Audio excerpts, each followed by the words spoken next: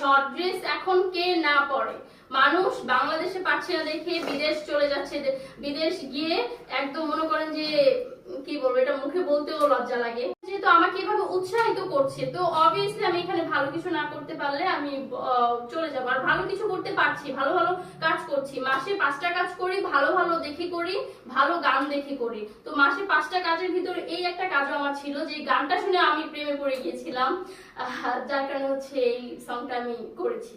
আপনি আপনাকে নিয়ে কমেন্টস করে যে আপনি নেগেটিভ ভাবে উঠে এসেছেন এবং নেগেটিভিটি ছড়াচ্ছেন। শোনেন, এইগুলা যারা বলে, আসলে এখন হয়েছে কি যে আমি একটু শর্ট ড্রেস, এটা নিয়েই হচ্ছে পাবলিকের মাথা ব্যথা, যে আমাকে মানুষ কেন ওরকম ভাবে দেখে। ওই যে শর্ট ড্রেস, ভাই শর্ট ড্রেস এখন কে না পরে?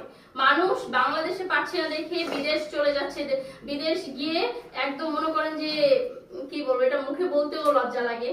তো যেহেতু আমার ওটা পাবলিক পছন্দ করেনি, যারা আমাকে ভালোবাসবে, আমাকে লাইক কমেন্ট করবে, আমার গানগুলো তারা দেখবে, তারা যদি আমার শর্ট ড্রেস পছন্দ না করে, তাহলে তো আমার পরার কোনো দরকার নেই শর্ট ড্রেস। আমার পাবলিকের মন জয় করে হচ্ছে চলতে হবে।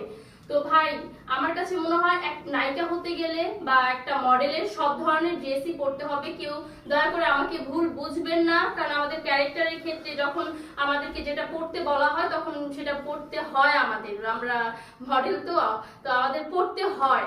তো এটা তো ক্যারেক্টারের ক্ষেত্রে। আচ্ছা আপু, আপনি বললেন যে দর্শকদের মন জয় করবেন, আপনি দর্শকদের মন কি দিয়ে জয় করতে চান?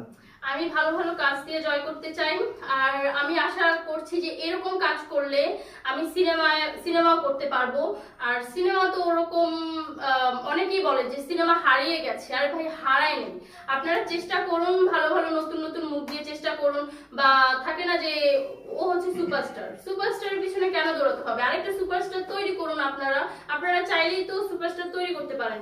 আর একটা হিট একটা মুভি যদি আমি উপহার দিতে পারি, আমি এমনি সুপারস্টার হয়ে যাব।